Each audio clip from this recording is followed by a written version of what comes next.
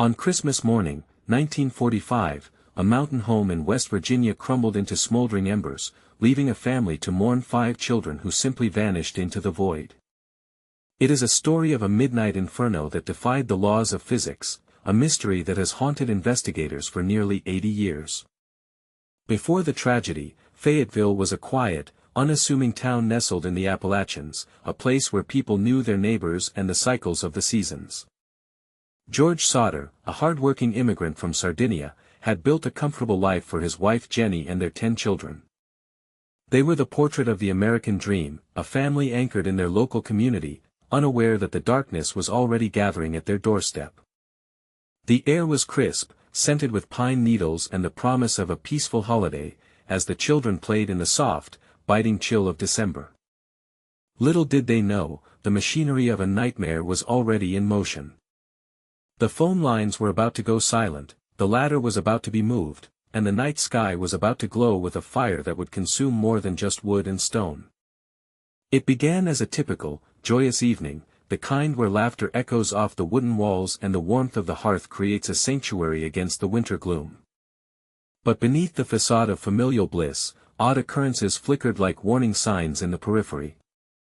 A mysterious car prowled the road, a stranger made an ominous comment about a fuse box, and the atmosphere grew heavy with an unspoken, creeping dread. The Sodders were a house divided between innocence and a brewing, invisible storm, setting the stage for one of the most baffling disappearances in the annals of American crime.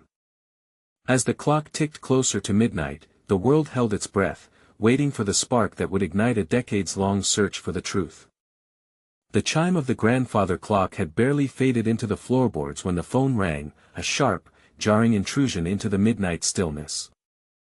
Jenny Sodder answered to a woman's voice she didn't recognize, a cold, mocking laughter echoing on the other end, followed by the clinking of glasses.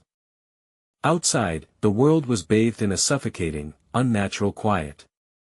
George Sodder, heavy with sleep, was jolted awake by a sudden, metallic thud against the roof, the sound of an object striking shingles with predatory precision. Before he could stir, the smell of acrid smoke began to snake through the hallways, thick and suffocating, choking the air. He bolted upright, the realization hitting him like a physical blow, his home was being consumed. Downstairs, the lights flickered, died, and then plunged them into a chaotic, smoke-filled abyss.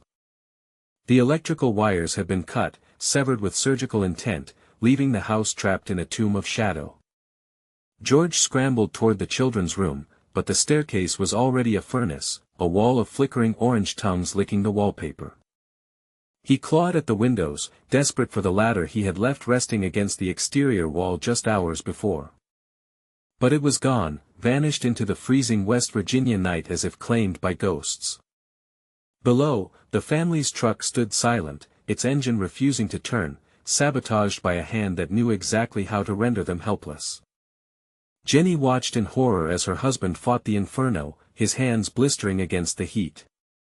While the roof groaned, an agonizing, structural death rattle that signaled the end. The house didn't just burn, it seemed to be erased, the flames feeding on a strange, high-temperature fuel that defied the laws of physics. As the structure collapsed, a profound, chilling silence descended, leaving behind only a pile of smoldering earth where 5 children had slept. The sun rose over the smoldering ruins of the Sodder home, casting long, accusing shadows across the landscape, but as the smoke cleared, the reality of the aftermath defied every law of nature. The investigators expected to find the remains of 5 children tucked within the basement, yet as they sifted through the cooling debris, they found nothing but silence and shattered dreams. How could 5 human bodies be completely incinerated by a fire that failed to destroy a nearby pile of canned vegetables? The mystery deepened when a local bus driver claimed he saw flashes of light thrown at the roof by mysterious figures just before the flames roared to life. A detail that painted a portrait of cold, calculated arson rather than a tragic accident. George Sodder, driven by a desperate, hollow hope, hired a private detective who uncovered a sinister layer to the tragedy.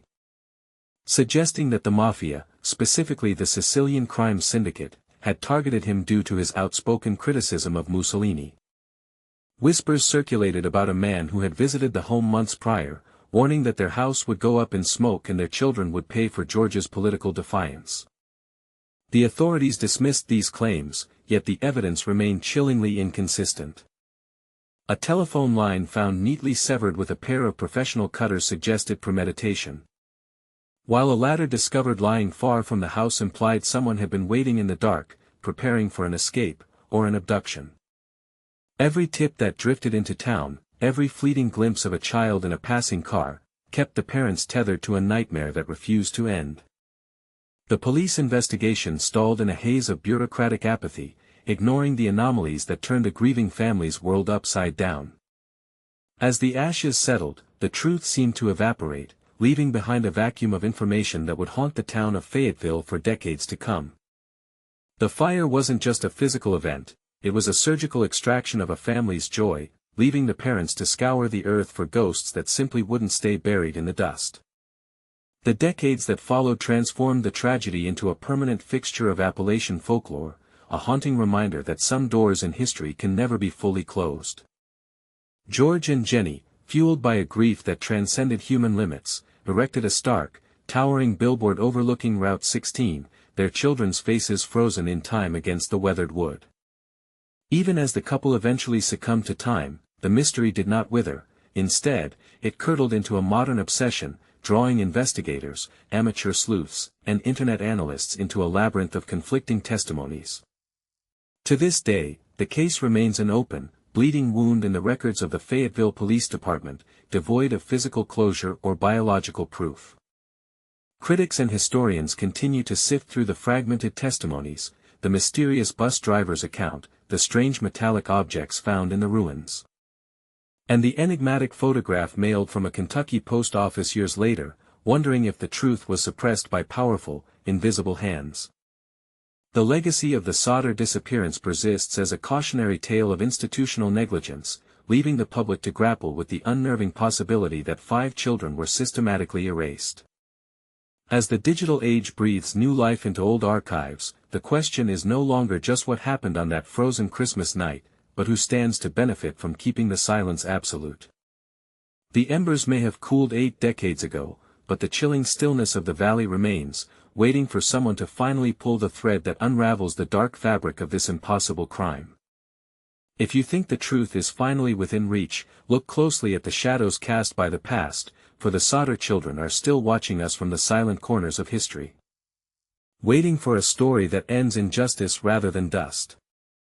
Subscribe to uncover the secrets buried by time and stay tuned for our next investigation into the shadows.